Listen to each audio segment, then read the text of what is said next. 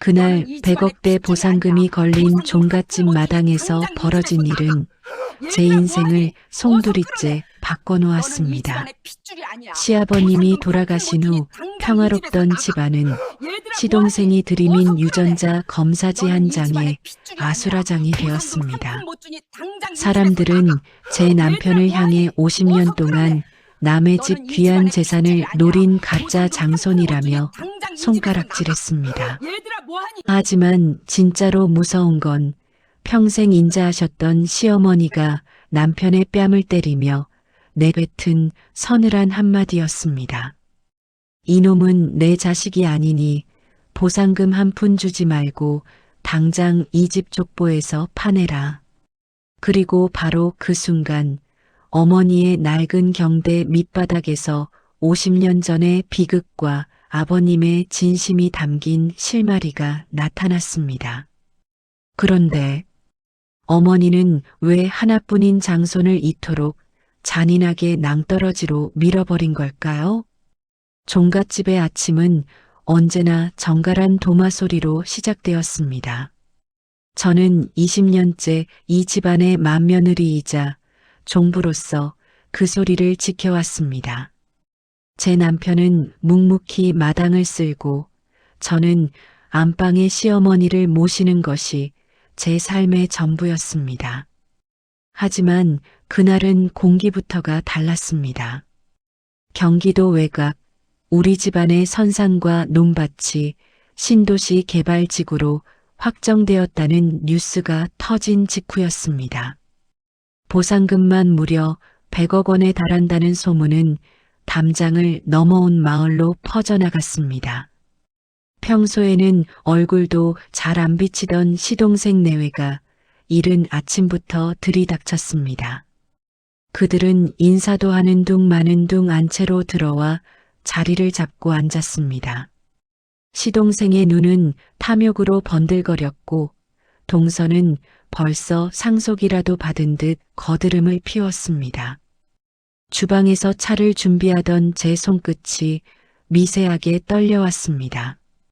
무언가 폭풍이 몰아칠 것 같은 불길한 예감이 등줄기를 타고 흘렀습니다. 거실로 차를 내어갔을 때 시동생이 품 안에서 하얀 봉투 하나를 꺼내 탁자에 던졌습니다. 봉투 안에서 튀어나온 종이 더미 위로 유전자 검사 결과지라는 글자가 선명하게 보였습니다. 남편은 영문을 몰라 헛웃음을 지으며 시동생을 바라보았습니다. 시동생은 비열한 미소를 지으며 남편의 얼굴을 빤히 쳐다봤습니다. 형님, 아니 이제 형님이라고 불러야 할지도 모르겠네. 이 종이 좀 보시지. 차갑게 식은 분위기 속에 시동생의 목소리가 비수처럼 날아왔습니다. 남편의 손이 서류를 집어들었습니다. 그의 눈동자가 흔들리고 서류를 쥐고 있던 손가락 마디마디가 하얗게 질려갔습니다. 결과지에는 남편과 돌아가신 시아버님의 유전자가 일치하지 않는다는 내용이 적혀 있었습니다. 옆에 앉아있던 동서가 기다렸다는 듯이 한마디를 보탰습니다. 형님, 아니 아주머니라고 불러야 하나? 50년 동안 남의 집 장손 노릇하느라 고생 많으셨네.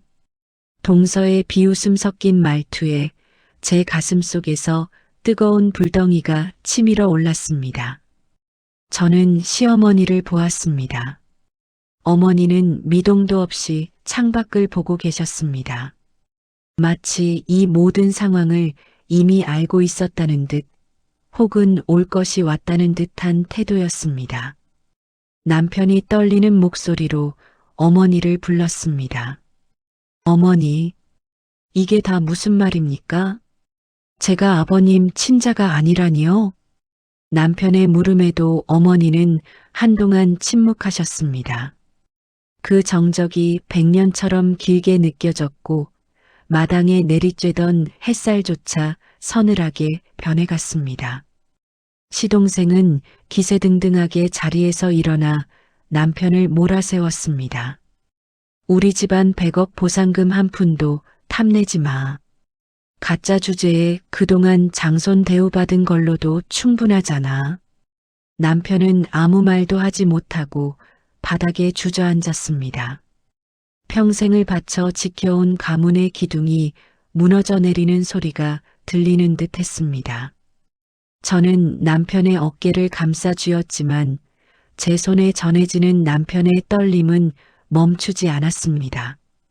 과연 50년 전 이 집안에는 어떤 일이 있었던 것일까요? 안채 거실은 순식간에 난장판이 되었습니다. 시동생 내외는 마치 승리자라도 된 양소리를 지르며 집안의 물건들을 헤집기 시작했습니다. 그들의 눈에는 오로지 100억이라는 숫자만 들어있는 것 같았습니다. 저는 바닥에 주저앉은 남편을 일으켜 세우려 애를 썼습니다. 남편의 눈은 이미 초점이 풀려 허공을 떠돌고 있었습니다. 자신의 존재 자체가 부정당한 충격은 짐작조차 할 수 없을 만큼 컸을 것입니다.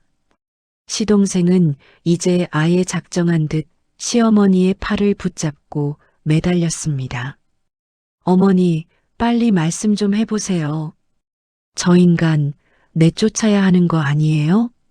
시동생의 독촉에 시어머니가 천천히 고개를 돌려 남편을 바라보았습니다. 어머니의 눈에는 이슬이 맺혀 있었지만 입술은 단단하게 일자로 닫혀 있었습니다. 저는 어머니가 남편의 손을 잡아주며 다 오해라고 말씀해 주시기를 간절히 바랐습니다. 하지만 어머니의 입에서 나온 말은 제 기대를 처참히 무너뜨렸습니다. 어머니의 목소리는 칼바람처럼 날카로웠습니다. 성준아, 미안하지만 동생 말이 맞다. 너는 이 집안의 핏줄이 아니야. 그 한마디에 집안의 모든 공기가 멈춘 것 같았습니다. 남편은 어머니를 바라보며 짐승 같은 울음을 터뜨렸습니다. 어머니는 남편의 울음소리를 외면하며 오히려 더 차갑게 몰아붙이셨습니다. 내 배 아파 낳은 자식이 아니니 보상금 한 푼 못 주니 당장 이 집에서 나가거라. 어머니의 손이 공중을 갈라 남편의 뺨을 세차게 때렸습니다. 어머니의 손이 부들부들 떨리고 있는 것을 저는 보았습니다. 하지만 입으로는 계속해서 남편을 향해 저주 섞인 말을 내뱉으셨습니다. 내가 50년 동안 너를 키워준 공은 족보에서 내 이름을 지우는 걸로 대신하겠다. 동서는 신이 나서 저희의 짐을 방 밖으로 던지기 시작했습니다. 제 소중한 한복과 남편의 일기장들이 마당의 흙먼지 속으로 굴러떨어졌습니다. 시동생은 남편의 멱살을 잡고 대문 밖으로 끌어냈습니다.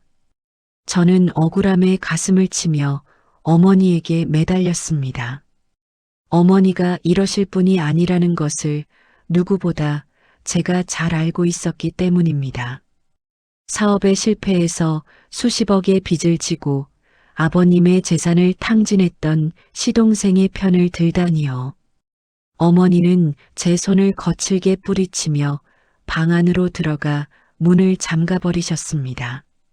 문 너머로 희미하게 들리는 어머니의 흐느낌이 들리는 듯 했지만 문 앞에 선 시동생의 비웃음 소리에 금세 묻히고 말았습니다.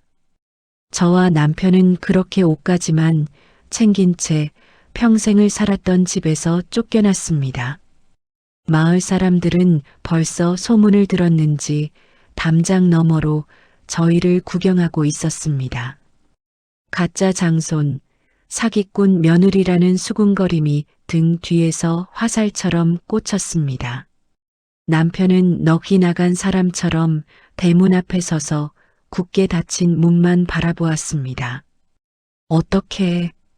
어떻게 엄마가 나한테 이럴 수 있어? 남편의 절규가 노을 지는 마을 어귀에 공허하게 울려 퍼졌습니다. 저는 남편의 차가운 손을 잡고 결심했습니다. 이대로 물러날 수는 없었습니다. 어머니가 저토록 모질게 남편을 내쫓아야만 했던 이유, 그리고 100억이라는 거액을 앞에 두고 친자식인 시동생을 선택한 그 이면의 진실을 반드시 밝혀내겠다고 말입니다. 우리는 길 건너 낡은 여인숙으로 향하며 차가운 밤 공기를 맞았습니다. 내일이면 모든 것이 달라질 것이라는 예감이 무겁게 가슴을 눌러왔습니다. 여인숙 방 안은 눅눅한 곰팡이 냄새로 가득했습니다. 장손 며느리로 살며 수천 장의 전을 부치고 귀한 손님들을 대접하던 제가 하루아침에 이런 좁고 어두운 방에 던져질 줄은 꿈에도 몰랐습니다. 남편은 방구석에 무릎을 껴안고 앉아 벽만 바라보고 있었습니다.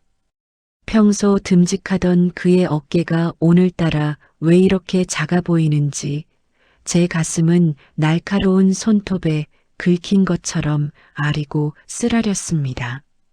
남편의 손을 가만히 잡았습니다.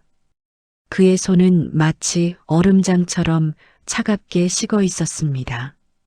아무 말도 하지 못하고 그저 가쁜 숨만 몰아쉬는 남편을 보며 저는 무너져 내리는 정신줄을 간신히 붙잡았습니다.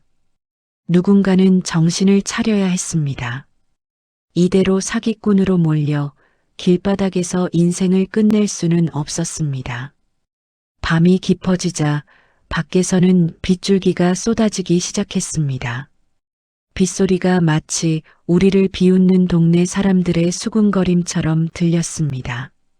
손끝이 차가워졌다. 울면 안 돼. 내 등 뒤에는 지켜야 할 남편이 있어. 저는 스스로를 다그치며 여인숙을 나섰습니다. 남편에게는 잠시 바람을 쐬고 오겠다고 거짓말을 했습니다. 제 발걸음이 향한 곳은 조금 전 쫓겨났던 그 종갓집이었습니다. 대문 앞에는 시동생의 외제차가 거만하게 주차되어 있었습니다. 집 안에서는 시동생과 동서가 승리의 축배를 드는지 왁자지껄한 웃음소리가 들려왔습니다. 담벼락 아래 몸을 숨긴 채 저는 심장을 조여오는 공포와 싸웠습니다. 만약 들킨다면 정말로 도둑 취급을 받으며 경찰서로 끌려갈지도 모르는 일이었습니다. 하지만 시어머니의 그 서늘한 눈빛 뒤에 숨겨진 진짜 이유를 알아야만 했습니다. 어머니는 평생 아들을 위해 목숨까지 내놓으실 분이었습니다. 그런 분이 100억 보상금 때문에 아들을 버렸다는 것은 앞뒤가 맞지 않았습니다. 저는 뒷마당 개구멍을 통해 안채로 숨어들었습니다. 어릴 적 남편이 장난치며 알려주었던 그 좁은 통로가 오늘 제 유일한 희망이었습니다. 진흙이 옷에 묻고 손톱 밑이 흙으로 까맣게 죽었지만 아픈 줄도 몰랐습니다. 간신히 어머니의 안방 근처까지 접근했을 때 창호지 너머로 어머니의 깊은 한숨 소리가 새어 나왔습니다. 어머니는 울고 계셨습니다. 낮에 그 모질던 목소리는 어디 가고 꺽꺽 소리를 죽여가며 가슴을 쥐어뜯는 통곡을 하고 계셨습니다. 어머니가 잠시 화장실로 자리를 비운 사이 저는 안방으로 재빨리 기어들어갔습니다. 어머니의 경대 아래 대대로 내려오는 비밀 보석함이 있다는 것을 알고 있었습니다.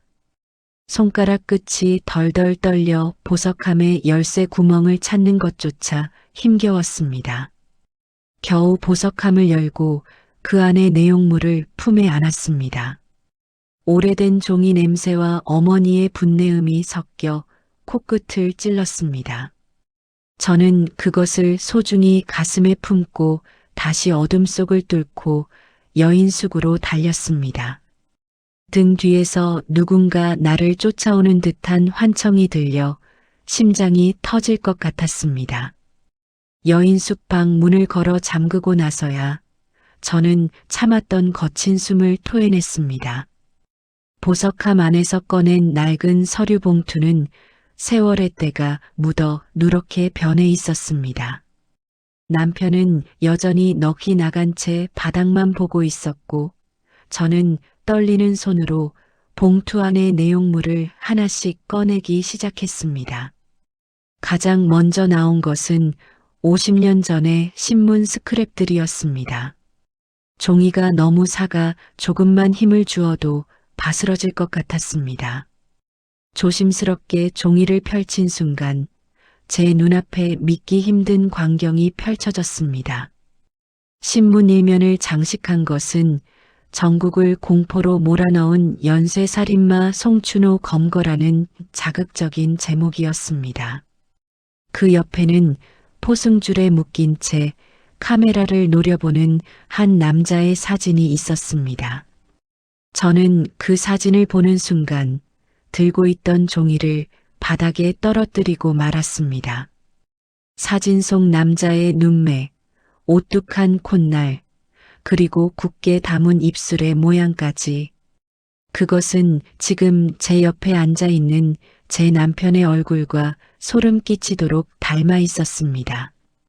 아니, 그것은 남편의 미래를 미리 그려놓은 사진이라고 해도 믿을 만큼 똑같았습니다. 머릿속이 하얘지며 구역질이 올라왔습니다. 남편의 친아버지가 50년 전 수많은 목숨을 앗아간 그 악마였단 말인가요? 저는 신문 기사를 더 미친 듯이 읽어 내려갔습니다. 기사에는 피해자들의 인적사항이 희미하게 적혀 있었습니다. 그 중에는 당시 갓 20살이었던 시어머니의 이름도 포함되어 있었습니다. 범죄의 피해자로 납치되어 지옥 같은 시간을 보냈던 어머니, 그리고 그 고통의 결과로 세상에 태어난 아이가 바로 제 남편 성준 씨였습니다. 제 시선이 방구석에 앉은 남편에게 향했습니다. 평생 장손으로서 가문의 전통을 지키고 법 없이도 살 사람이라 칭송받던 나의 남편. 그의 몸속에 그런 괴물의 피가 흐르고 있었다니. 저는 제 남편을 바라보는 제 시선조차 죄스러워졌습니다. 손끝이 차가워졌다. 이건 꿈일 거야. 제발 아니라고 해줘.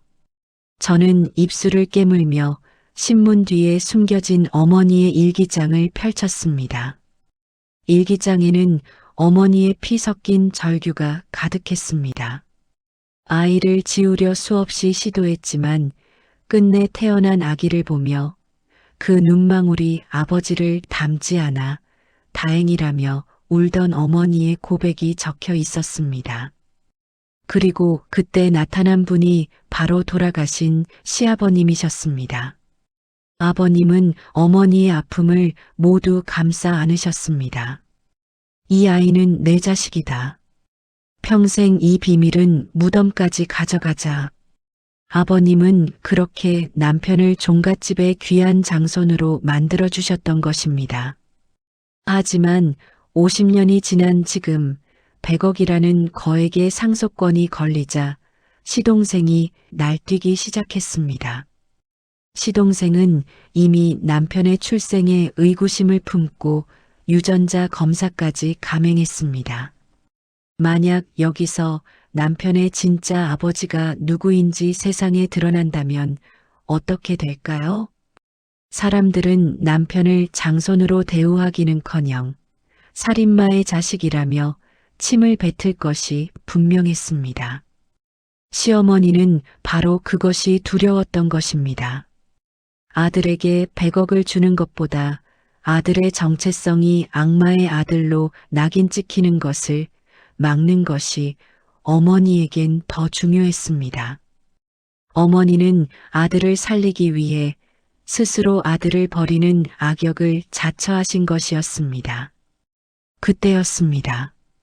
여인숙 복도에서 거친 발소리가 들리더니 우리 방 문을 사정없이 두드리는 소리가 났습니다.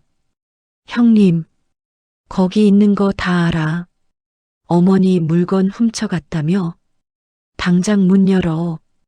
시동생의 고함이 좁은 방 안을 뒤흔들었습니다. 저는 급하게 신문지와 일기장을 보석함에 밀어 넣었습니다. 남편은 그 소란 속에서도 여전히 초점 없는 눈으로 허공을 응시하고 있었습니다. 저는 떨리는 손으로 문고리를 꽉 잡았습니다. 이제 이 잔인한 진실을 어떻게 감당해야 할지 눈앞이 캄캄해졌습니다. 여인숙의 낡은 형광등이 깜빡거리며 제 머리 위를 불안하게 비추었습니다. 제 손에 들린 어머니의 일기장은 단순한 기록이 아니었습니다. 그것은 한 여자가 50년 동안 가슴에 품고 살아온 지옥의 기록이자 자식을 위해 기꺼이 악귀가 되기로 결심한 처절한 고백록이었습니다. 신문 기사 속 살인마의 얼굴을 본 이후로 제 심장은 제멋대로 뛰며 멈출 줄 몰랐습니다. 남편은 여전히 벽을 보고 앉아 숨소리조차 내지 않았습니다. 저는 떨리는 손으로 일기장의 다음 장을 넘겼습니다. 어머니의 글씨는 뒤로 갈수록 눈물의 번져 형태를 알아보기 힘들었습니다. 50년 전 그 끔찍한 사건 이후 어머니는 세상을 등지려 하셨습니다. 하지만 뱃속에서 발길질하는 생명을 차마 외면하지 못하셨습니다. 그때 나타난 분이 바로 돌아가신 시아버님이셨습니다. 아버님은 어머니의 모든 상처를 알고도 그 손을 놓지 않으셨습니다. 내 자식으로 키우겠소. 이 아이가 누구의 씨앗인지는 세상 그 누구도, 심지어 아이 자신도 몰라야 하오. 아버님의 그 결단이 아니었다면 제 남편은 세상의 빛을 보기도 전에 사라졌을 것입니다. 일기장 속 어머니는 매일 밤 기도하셨습니다. 아들의 눈매가 그 악마를 닮아갈 때마다 거울을 치우며 우셨습니다. 아들이 행여나 작은 잘못이라도 저지르면 그 검은 피가 깨어난 것일까봐 가슴을 졸이며 사셨습니다. 그래서 더 엄하게 키우셨고 더 바르게 살라고 채찍질하셨습니다. 그런 아들이 이제 50세가 되어 100억이라는 거액의 보상금을 앞에 두게 된 것입니다. 하지만 탐욕의 눈먼 시동생은 돈을 차지하기 위해 기어이 금기시되었던 유전자 검사라는 칼날을 빼들었습니다. 시동생은 단순히 형이 가짜라는 것에서 멈추지 않을 위인이었습니다. 그는 형을 완벽하게 매장하기 위해 친부의 정체까지 샅샅이 뒤지고 있었습니다. 어머니는 바로 그 점이 두려우셨던 겁니다. 아들이 100억을 상속받는 것보다 자신이 연쇄살인마의 자식이라는 사실을 알게 되는 것이 아들에게는 더 큰 사형 선고가 될 것임을 어머니는 알고 계셨습니다. 성준이가 그 사실을 알게 되느니 차라리 나를 평생 원망하며 사기꾼으로 쫓겨나는 게 낫다. 일기장의 마지막 문장을 읽으며 저는 소리 없이 오열했습니다. 돈이 무엇이기에, 핏줄이 무엇이기에 한 어머니의 평생을 이토록 난도질하는 것일까요? 어머니는 아들의 인생을 지키기 위해 100억이라는 거액과 자신의 명예를 모두 버리신 것이었습니다. 시동생의 편을 들며 아들의 뺨을 때리던 그 모진 손이 실은 아들의 영혼을 보호하기 위한 마지막 방패였다는 사실에 가슴이 미어지는 것 같았습니다. 옆에 앉아있는 남편을 보았습니다. 아무것도 모른 채 버림받았다는 슬픔에 갇힌 이 남자의 뒤통수가 너무나 가엾어 저는 남편의 등을 꽉 끌어안았습니다. 복도에서는 여전히 시동생의 고함이 들려오고 있었습니다. 그는 문을 부술 듯 발로 차며 당장 보석함을 내놓으라고 소리쳤습니다. 저는 일기장을 가슴 깊이 품고 남편의 귀를 막아주었습니다. 이 더러운 욕망과 잔인한 진실이 제 남편의 영혼에 닿지 않기를 간절히 바랐습니다. 하지만 시동생의 목소리는 점점 더 날카롭게 문틈을 파고들었습니다. 형님, 아버지가 누군지 내가 다 알아냈어. 문 안 열면 여기서 다 까발릴 줄 알아. 그 비열한 외침에 남편의 어깨가 미세하게 떨리기 시작했습니다. 방문이 결국 거친 소리를 내며 박살났습니다. 시동생은 씩씩거리며 방 안으로 들이닥쳤고 그 뒤로 동서가 비릿한 웃음을 지으며 따라 들어왔습니다. 시동생의 손에는 휴대전화 하나가 들려 있었습니다. 그는 남편의 코앞에 휴대전화 화면을 들이밀며 미친 듯이 웃어댔습니다.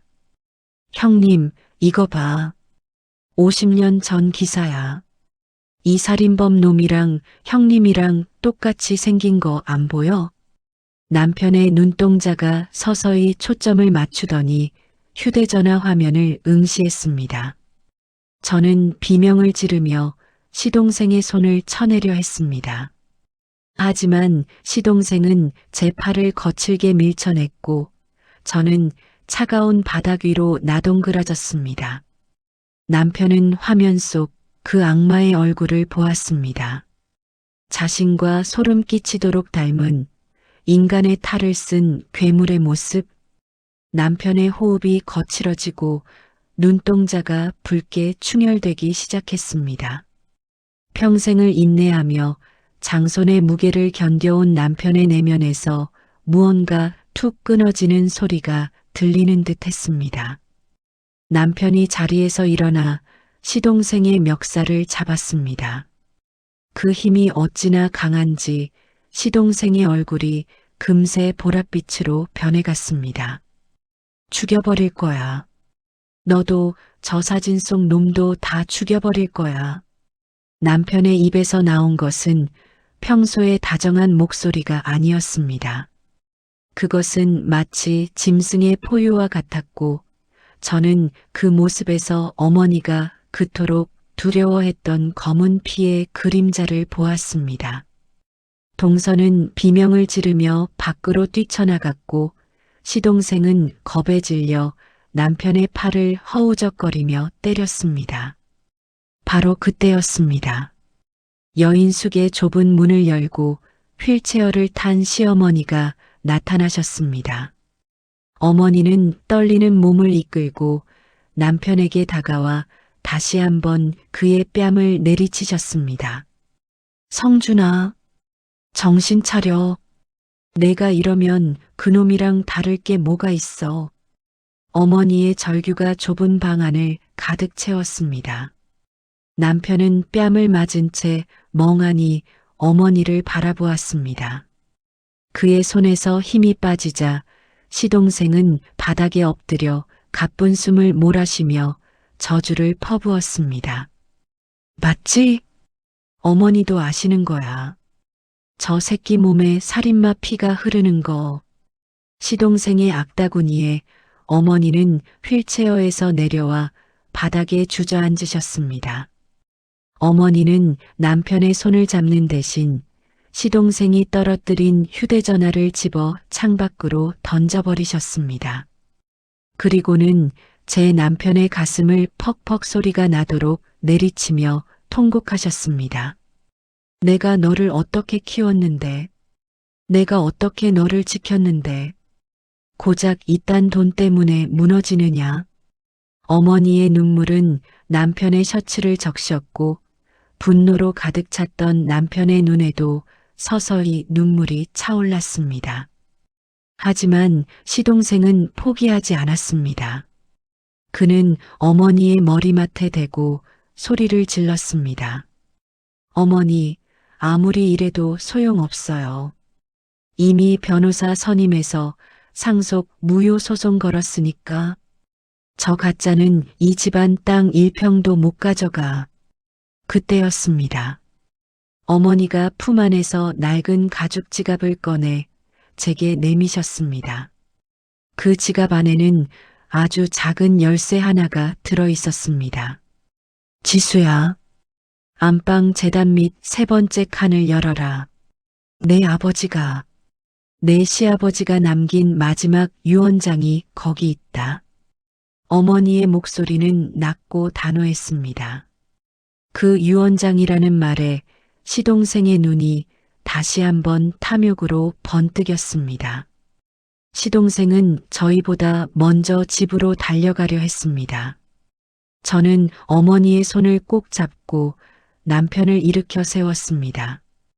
이제는 도망칠 곳도 물러설 곳도 없었습니다. 아버님이 남기셨다는 그 유언장 속에 100억이라는 거액보다 더 큰 진실이 담겨 있기를 기도했습니다.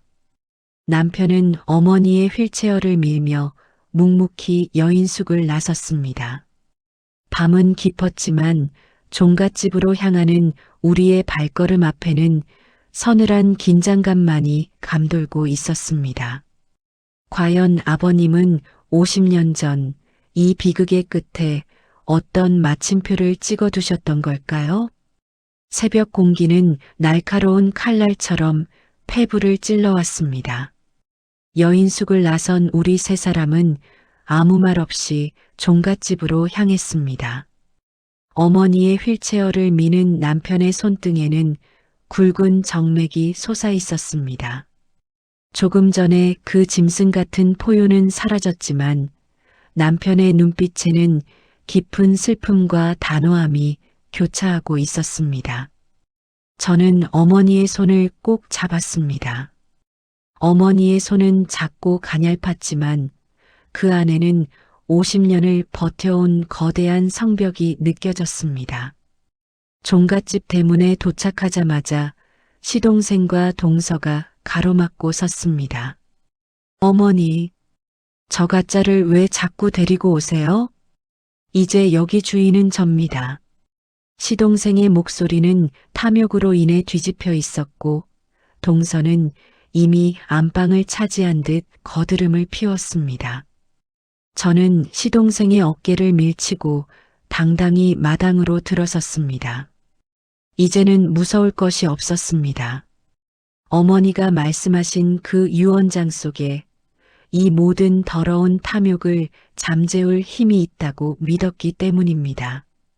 안방으로 들어서자 시동생 내외가 유언장을 뺏으려 달려들었습니다. 남편이 그들 앞을 가로막았습니다. 비켜라.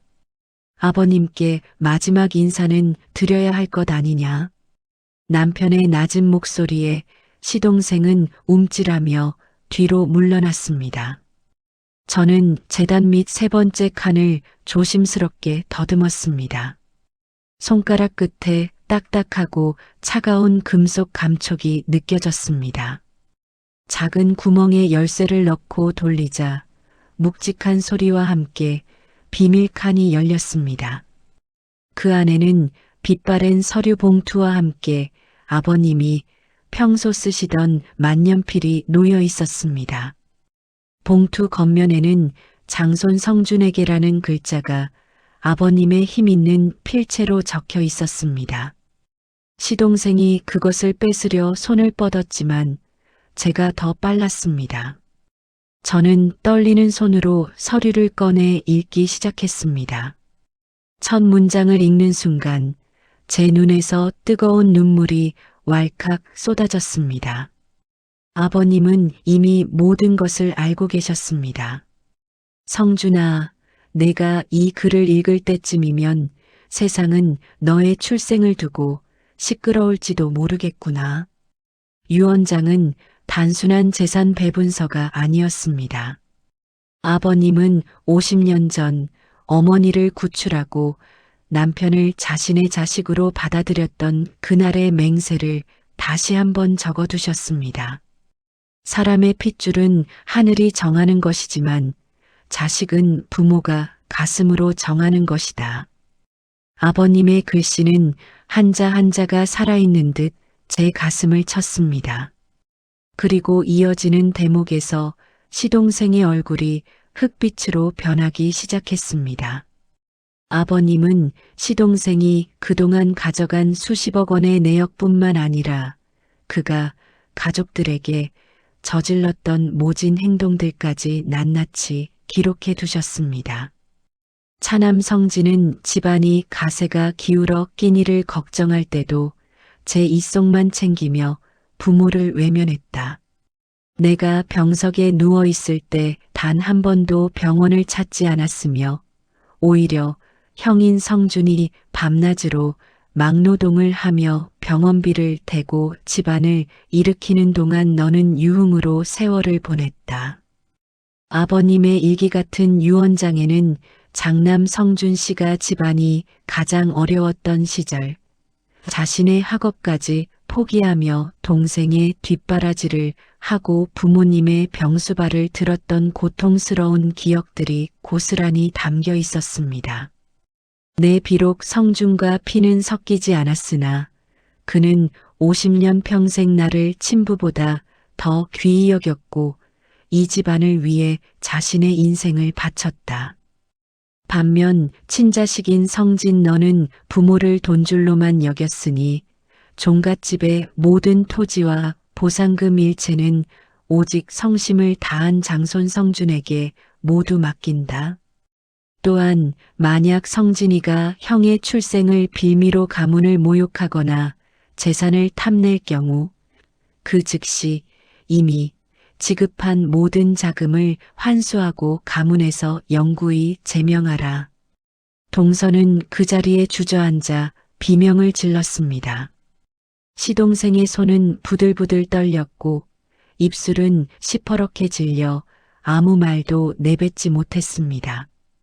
평생 친자식이라는 방패 뒤에 숨어 온갖 못된 짓을 일삼던 그들에게 아버님이 내린 최후의 심판이었습니다. 아침 해가 종갓집 기와지붕 위로 찬란하게 솟아올랐습니다. 밤새 지옥과 천국을 오갔던 집안은 이제야 비로소 평온을 되찾았습니다. 시동생과 동서는 아버님의 유언장 앞에 무릎을 꿇었습니다. 그들의 눈에는 이제 탐욕 대신 처참한 패배감과 두려움만이 가득했습니다. 저는 냉정하게 변호사를 불렀습니다. 아버님의 뜻대로 그들이 그동안 가로챈 재산을 환수하고 가문에서 제명하는 절차를 밟기 위해서였습니다. 시동생은 제 바짓가랑이를 붙잡으며 애원했습니다. 형수님, 제발 살려주세요. 제가 잠시 미쳤었습니다. 저 그래도 아버님 친자식이잖아요. 하지만 저는 그의 손을 차갑게 뿌리쳤습니다. 친자식이라는 이름으로 당신이 한 일이 뭐가 있나요?